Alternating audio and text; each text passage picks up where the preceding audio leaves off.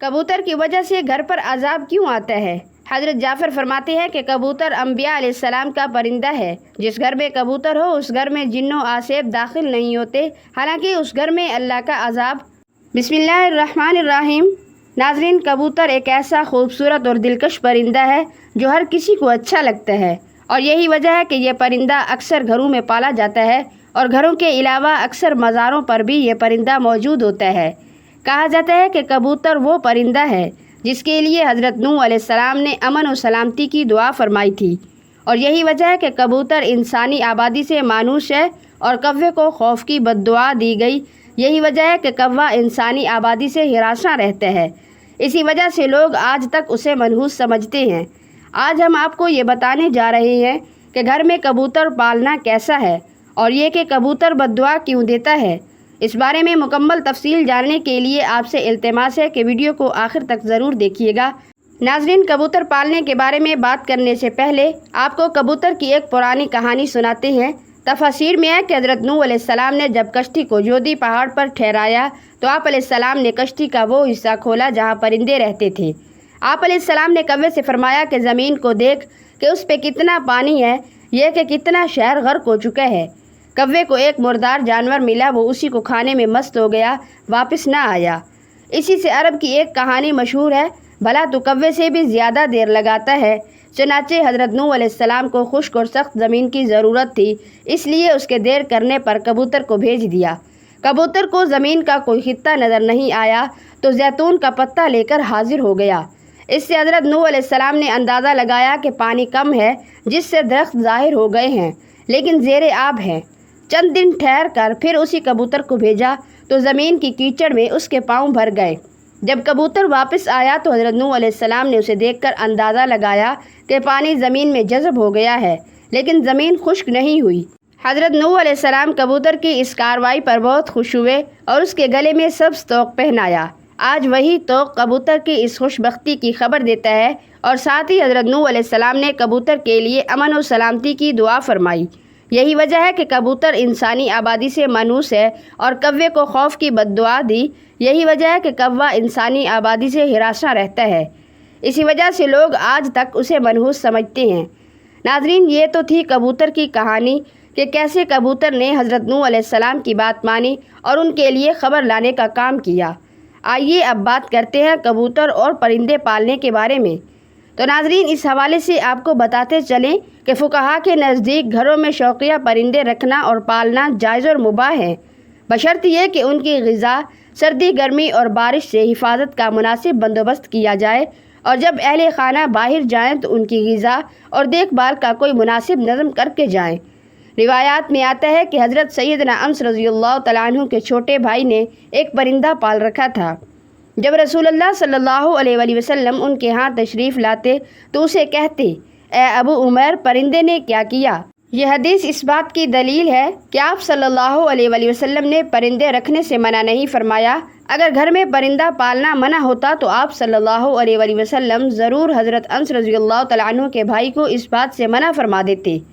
ناظرین، اسی روایات کی بنیاد پر یہ کہا جاتا ہے کہ گھر میں پرندوں کا پالنا جائز ہے، لیکن جیسا کہ پہلے بھی ذکر ہوا کہ ان کے پالنے کے لیے ضروری ہے کہ پرندوں کی ہر ضرورت کو پورا کیا جائے تاکہ پرندوں کو کسی قسم کی کوئی تکلیف نہ پہنچے۔ چنانچہ کبوتر بھی ایک پرندہ ہی ہے، اس لیے کبوتر کا گھر میں پالنا درست ہے۔ یاد رہے کہ پرندوں کو ستانے کے بارے میں ممانعت ہے، جیسا کہ ابو داؤد میں حضرت عبداللہ بن مسعود رضی اللہ تعالیٰ عنہ کی روایت کردہ ایک حدیث میں کبوتر کا ذکر ہے، جس میں کبوتر اللہ کے رسول صلی اللہ علیہ وآلہ وسلم کے سر مبارک کے اوپر منڈلا رہا تھا اور اپنی زبان میں شکایت کر رہا تھا، کسی نے اس کے گھونسلے سے انڈے اٹھا لیے ہیں۔ حضور صلی اللہ علیہ وآلہ وسلم نے صحابہ میں اعلان کیا اور ایک صحابی نے انڈے اٹھانا قبول کیا تو انہیں حکم دیا گیا کہ وہ گھونسلے میں انڈے واپس رکھ دے۔ تو ناظرین، اس روایات سے معلوم ہوا کہ پرندوں کو ستانا جائز نہیں ہے، اور پرندوں کو ستانے سے اس لیے روکا گیا کہ پرندوں کی بد دعا لگنے کا اعتماد ہے، اور کبوتر بھی چونکہ پرندوں میں شامل ہے جو کہ انبیاء علیہ السلام کا پسندیدہ رہا ہے، اسی لیے اگر کبوتر کو ستایا جائے گا تو کبوتر بھی بد دعا دے سکتا ہے، لہٰذا کبوتر کو ستانے سے اجتناب کرنا چاہیے۔ تو ناظرین، آئیے کبوتر کے حوالے سے آپ کو بتاتے ہیں کہ اسلامی تعلیمات اس کے بارے میں کیا کہتی ہے۔ احادیث میں ہے کہ گھریلو کبوتر خدا کو بہت یاد کرتے ہیں، اہل بیت کو دوست رکھتے ہیں اور صاحب خانہ کو دعا دیتے ہیں کہ اللہ تمہیں برکت دے۔ کسی شخص نے رسول اللہ صلی اللہ علیہ وآلہ وسلم سے تنہائی کی شکایت کی تو آن حضرت صلی اللہ علیہ وآلہ وسلم نے فرمایا کہ ایک جوڑا کبوتر کا پال لے۔ جعفر فرماتے ہیں کہ کبوتر پیغمبروں کے پرندوں میں سے ہے۔ کبوتر گھر میں رکھو کیونکہ حضرت نوح علیہ السلام نے اس کو پسند کیا ہے اور دعا دی ہے کہ کسی پرندے پر اتنا پیار نہیں آتا جتنا کبوتر پر آتا ہے۔ آپ نے فرمایا جس گھر میں کبوتر ہوں اس گھر کے رہنے والے جنوں کی آفتوں سے محفوظ رہیں گے، کیونکہ جنوں کے بچے بھی گھروں میں کھیلتے پھرتے ہیں۔ جس گھر میں کبوتر ہوتے ہیں وہ ان سے مشغول رہتے ہیں اور آدمیوں کی طرف متوجہ نہیں ہوتے۔ اسی طرح ایک اور روایت میں آتا ہے کہ کبوتر کا جو پر جھڑتا ہے وہی شیاطین کی نفرت اور بھاگنے کا سبب ہوتا ہے۔ ناظرین، ان روایات سے یہ بات معلوم ہوئی کہ کبوتر کا گھر میں پالنا موجب برکت ہے۔ وہ جیسا کہ حدیث میں آیا ہے کہ آپ صلی اللہ علیہ وآلہ وسلم نے صحابی کو گھر میں کبوتر پالنے کا بولا ہے، تو اس سے یہ بات واضح ہوتی ہے کہ کبوتر پالنے میں خیر ہے۔ ناظرین، یہاں ایک اور بات کی طرف آپ کی متوجہ مبذول کرانا بھی ضروری ہے کہ کبوتر پالنے کے ساتھ منسلک ہے۔ یاد رہے کہ بعض لوگ تو شوق سے کبوتر پالتے ہیں، جن کا شوق کبوتر پالنے کی حد تک ہوتا ہے، یہاں تک تو بات درست ہے، لیکن بعض لوگ کبوتر بازی کی نیت سے کبوتر پالتے ہیں، اور چونکہ کبوتر بازی میں وقت اور پیسے کا ضیاع ہے۔ یاد رہے کہ کبوتر پالنا ایک مہنگا اور محنت طلب شوق ہے۔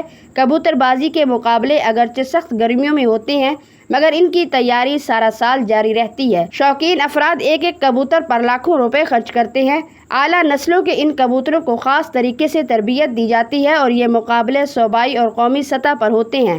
شوقین افراد آبادی میں جگہ جگہ پنجرے لگا کر اپنے وقت کا کافی حصہ ان پالتو پرندوں پر صرف کرتے ہیں۔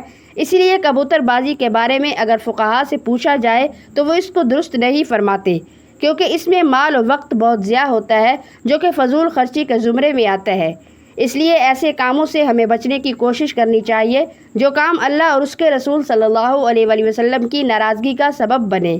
اس لیے چاہیے کہ کبوتر شوق کی نیت سے تو پالنے چاہیے، لیکن کبوتر بازی جیسے شوق نہیں رکھنے چاہیے، بلکہ ایسے تمام کاموں سے پرہیز کرنا چاہیے جن کاموں سے اللہ تعالیٰ ناراض ہوتا ہے۔ اور اگر آپ ہمارے چینل ریئل اسلامک سٹوریز کی ویڈیو پہلی بار دیکھ رہے ہیں اور ابھی تک آپ نے ہمارے چینل کو سبسکرائب نہیں کیا تو ہماری آپ سے گزارش ہے کہ آپ ہمارے چینل کو ضرور سبسکرائب کر لیں اور ساتھ ہی لگے بیل آئیکن کے بٹن کو بھی پریس کر لیں تاکہ آپ کے پاس ہماری اپلوڈ ہونے والی مزید اسلامک اور معلوماتی ویڈیوز کا نوٹیفیکیشن بر وقت ملتا رہے۔ اللہ تبارک و تعالیٰ سے دعا ہے کہ اللہ رب العزت ہمیں دین کی سمجھ نصیب فرمائے اور اس کے مطابق زندگی بسر کرنے کی توفیق عطا فرمائے، آمین ثم آمین۔ ناظرین، اللہ تعالیٰ کے 99 ناموں میں سے ایک نام کمنٹ باکس میں ضرور ٹائپ کریں۔